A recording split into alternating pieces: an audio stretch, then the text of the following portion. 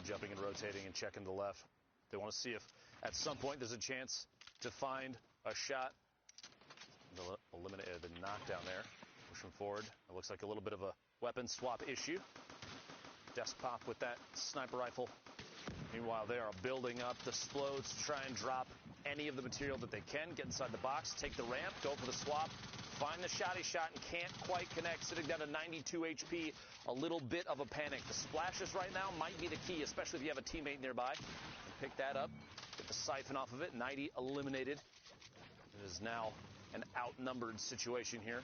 Secure the walls and make sure you own every piece of the structure. Yeah, right here. Stack up, splash it. Gonna happen? Maybe, maybe not. Waiting for it.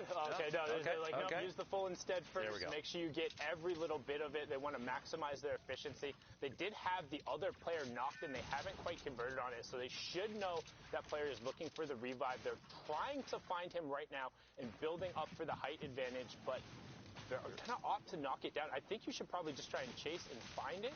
The shockwave a second ago, I believe, was from the opponent trying to take that ultimate high ground. Msidig still going for the knockdown on the structure here. We'll see. Yep, Abdullah all the way up top right now. Trying to rotate away, it looks like. I think the conversion just went over for that Elim as well. He got knocked and did take full damage and then will get the convert over right after the other one. So that's another 3 Elims going up to them, pushing them to 64 points, but 24 trios still remaining. The wall right at their back. You've got players flying across in front, the launch pad. This is kind of an interesting rotation. You have that trio basically separated from each other at this point. A player landing all the way on the north side next to that hill. You see them ducking around the outside now, making their way to the east to try and get inside the safe zone. And they do so. All inside now. Oh, yeah, they're on driftboards. Okay, I was trying to figure out like how they came flying through right there, but able to get a couple shots. I mean, that can be very scary, rounding in front of a trio who is ready to take shots at you on a driftboard, but as long as you're able to clear enough space, people will generally trade shield tags for having a driftboard on the rotation, because more often than not in trios, somebody is carrying excess shields. Just kind of how the loophole is right now, which is I'm a huge fan of, and the fact that trios really enables you to effectively always have at least 2 slots. I think the competitive player base as a whole is very appreciative of the number of shield restoring mechanics in the game right now. 123 builds in the inventory, 24 trios still remain. We have a minute 15 until we make our way to the 4th circle. It's like a far northeast push from where we currently are, the safe zone in the bottom right corner of your screen there. Good at making moves. The marks basically communicating what may or may not be the best call. They're going to build up for just a second. They've had pretty decently far storm rotations from them too, right? Like the zone hasn't been doing them a ton of favors, but meanwhile though, you remember that, I wonder how that mech team ended up doing, because everything ended up pulling towards north, so they should have just been set to be running wild, but haven't seen a ton from them. Their best bet at this point may be to take, if they still have the mech, find a hill, build up around it, and protect it for late game. And that might be exactly what we're looking at right there. Yeah, in fact, minimap, that's the same color as the team earlier that was on the island and dropped down into the block. So they are still up there. I'm assuming still with, actually, there's no mech on the minimap, so it may be gone now. Moving forward here. 18 seconds until this circle starts to push. Team up on the hill, they're going to have to move soon. I'm assuming a launch pad of there's something up there. Otherwise, they're waiting maybe a little too long to make movements at this point.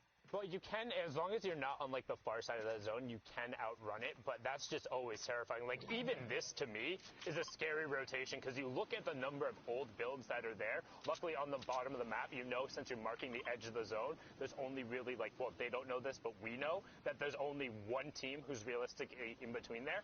But passing all of these old builds is terrifying. You can see the driftboard team on the purple coming in, as well as that other team who is on the high ground seems to be making a launch pad rotation since they are so high up and flying at a consistent speed. But as that circle is encroaching, expect Sidig, Msidig, and Rampage to run into a little bit. Oh, here they are, boxed up in the mech. They do still have the mech. They do still have the mech inside the zone now.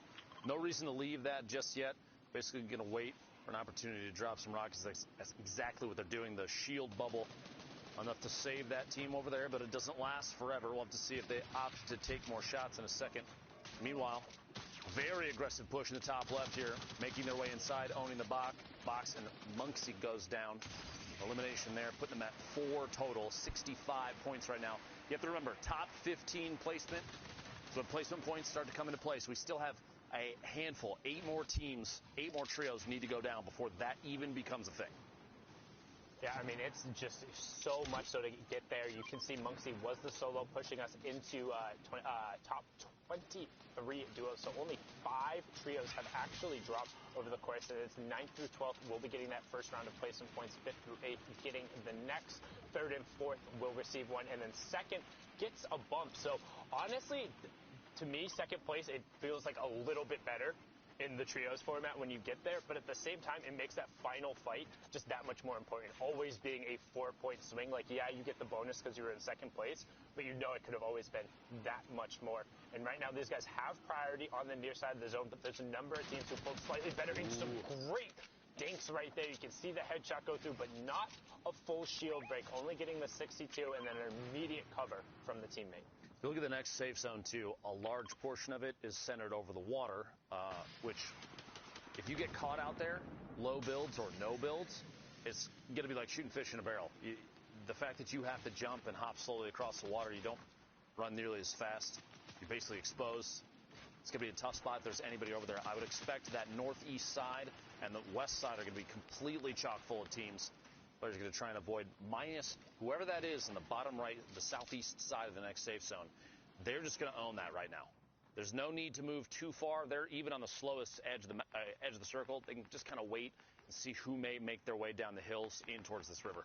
So in particular, because this is zone 4, which means zone 5, the next one is going to be the half in, half out. Yep. So you don't want to be central on the next zone. When this one closes, you're banking on it being on the outside edge. If you're central, it's guaranteeing a short rotation, but that you have to move. If you're on the outside edge, there's a chance. Yeah, there's a chance that you pull zone and that you have a big opportunity to catch people in that rotation. Because going from far side there into the half and half is brutal if you don't have the correct amount of mobility, or it can even then just be bad because of sight lines. Like, we've seen people get beamed making regular launch pad rotations. Now, to no one's surprise, the inventory of the power trio, specifically, we had Fahad up there for a second. I would assume everybody's inventory on this team is absolutely stacked. You've got pump shotguns basically all around. I saw I believe two launch pads in Fahad's inventory. An RPG yet again. This trio seems to pick up some of the best loot every single game, which will help them consistently climb to the top. Now, loot's not a guarantee. Don't take it the wrong way, but it absolutely does help when you're looking at players like this, NM7 as well, all 3 of them. No eliminations yet, but 71 points literally proves the last 5 games for this trio has been through the roof. They have been just destroying. And they just pulled zone.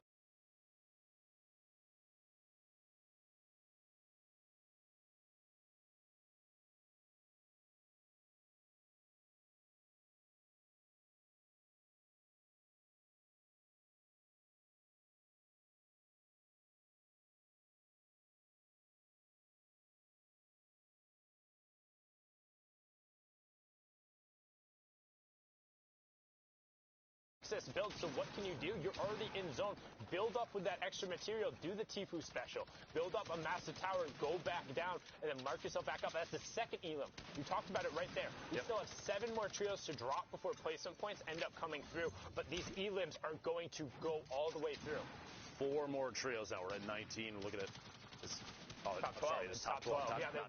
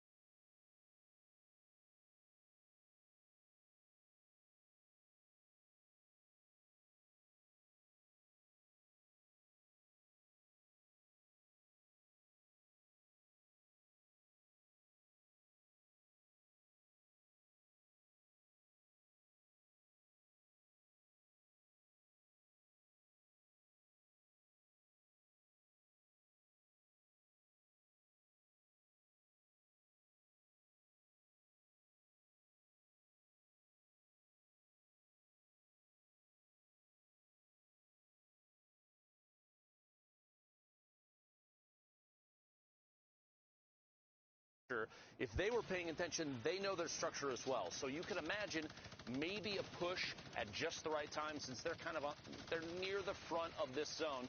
They have a chance to get onto those builds ahead of other players, build up, and put that scope they already used. That's what I want to see right here from Toggle, and we'll see if he can pull it off. I think that's what he's going for, or he's looking for a quick cone peek right off the bat, knowing that the rest of the lobby has to rotate off of him. He might think it's safer to try and catch a quick pump as somebody goes through, but as I say that, he abandons the cone peek, goes over with his teammate, and you're probably going to see some shots coming out here, and then a shockwave to try and take the high ground on those old builds, as you said. A long-range TAC SMG, here we go. He's looking for it. They're literally already plotting the drop. The shockwave shoots across, maybe a little too far to the left, potentially separated from his teammate. We'll see here in a second. Go on. Down to the bottom right, yep. Now's the time to build up. He has a chance to take the front of this zone. It looks like that's exactly what he's doing. He might be trying to drop down and match elevation with his duo here. That bubble shield from underneath. It's only 60 damage above the threshold. Finds elimination on Suber. Making the way on through there. But that wasn't his knock. They didn't get an elim, so that was just a conversion. However, he will pop up on some of the mats, but not the ones he really needed. Now sitting on max metal as we're closing in on top 15, nearing that first placement threshold there. You see Yonks going down there. Some great shots coming out from Toggle, but can he full convert? Instead, goes to the far side. 20 HP. No, he caught himself. Very close. 20 HP remaining, sitting in the front. This is basically the same situation, except he's on the ultimate low ground, looking for shots to take on players that are going to try and make their way in. He's kind of in the middle of the zone now, and there's going to be pressure from the back if there's still someone behind him. Looks like it might be clear now, so they're waiting. They might be going for that last shockwave to push their way in. Yep, Toggle indeed did. You see him at the bottom of the screen now. Landed basically right next to Rampage and Siddig. That trio all still alive. Meanwhile, the top, I am not even remotely surprised. Yonks is eliminated, but Fahad and NM7 sitting on the ultimate high ground. The minigun coming out. And if Fahad still has rockets remaining, this weapon combo might be the way to a victory. They have so many shields still, so many campfires, 6 RPG shots. There's no way. They're splitting mats still, too, to make sure they have the ability to tarp out. This is some great teamwork, and this is what we talked about before. Kind of, this is where the game starts to break down a little bit in terms of the Middle East. You don't have the rest of the trios. You can't just stack up. You're forced to rotate. But this duo up on the high ground, this is all the amount of control that you need. Look at the shots going down, converting into elims. When we hopped on board with them earlier, they had 0. Now they're pushing up into 6 and 7 as they just have free high ground. Nobody is even looking at them. In the middle of that, NM7 did pick up 2 eliminations. It's 4 right there. 2 and 1, a total of 7 for this trio thus far, putting him at 87 points in the final game of the Middle East Heat 1. And we're into top 4, so that's the third to last placement threshold. It's all about top 2 in the VR from here, and there's no way the power trio is going to give it up as Siddig ends up getting dropped there as well. Just love the name Power Trio. Shots still raining down. 5 RPGs remaining in NM7's inventory. The trap, 2 full shields, a slurp, the pump, and a gold AR. 3 trios remaining, down to 2. The last set of placement points before the Victory Royale. An RPG to lead, trying to find a shotgun shot through the hole, and the last second flick on Toggle guarantees that Victory Royale. That's 9 elims and the VR. 24 points coming through there. That's back to back to back that we've seen. I think they won 4 games in total there through the whole stretch. So, whew, wow, Power Trio. Sometimes you're just better. Speaking of better, we have the man with some of the best looks in the house, Zeke, standing by in the studio. What do you got, Zeke? I'm so caught off guard. I thought that was going to go a completely different way. I don't know what to say, so we're going to go over to Shy now. Take it away.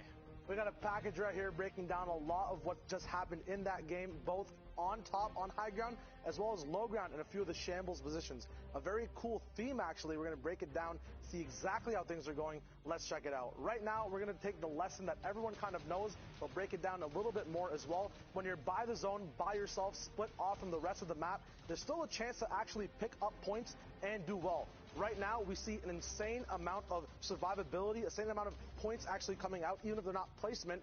A nice kind of full send, actually, to go for points, not worry about placement, stay in the storm. The big lesson for playing inside the storm is sticking with your teammates as much as possible. W Horse does that very, very well. He then does split off, does go down. Unfortunately, that does happen, but he still got a lot of points he wouldn't have got beforehand. Now, another perspective as well. On zone line, not actually in it, staying ahead of it with power weapons. You can't look back. That means the minigun's going to be used for quick, fast elims early, and then still full sending, no building. Don't worry about the loot. Just keep trying to shoot as much as possible. We'll see a Reese's trio, the last surviving member of it, staying on low ground next to zone line once again. Shambles position. Can't finish out other trios, but chooses for that risky play of gaining positioning first and then going for uninsightful and kind of, random position knocks on people ahead of them.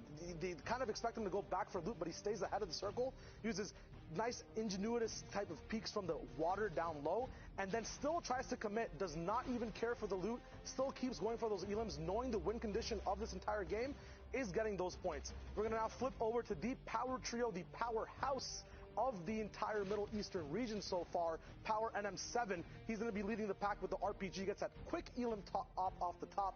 Amazing game from them. Amazing side games as well from people at the back. It was amazing to see. Man, this trio is very quickly making their way into my heart for being a favorite. We'll take a look. Now remember, these are the results from this morning coming out of heat number 1. So FHD, and I think I was corrected, it's Fahad, I believe. We will double check, but Fahad/FHD, Yonks, and NM7 are leading the pack by a pretty significant margin. Don't forget, everyone here has qualified going on through. But, I mean, we look, where is the trio that, let's see, okay. I like this trio. Do we figured out what this is? Is it Siddig? I'm pretty sure it's Siddig, yeah. I like it, okay. This is my second trio. Now don't forget, Klops, Diesel, they're still somewhere to be found. We'll catch up with them in their heats. But what do you think so far, man? I mean, I'm very impressed coming out of the Middle East. I mean, this is relatively a new region.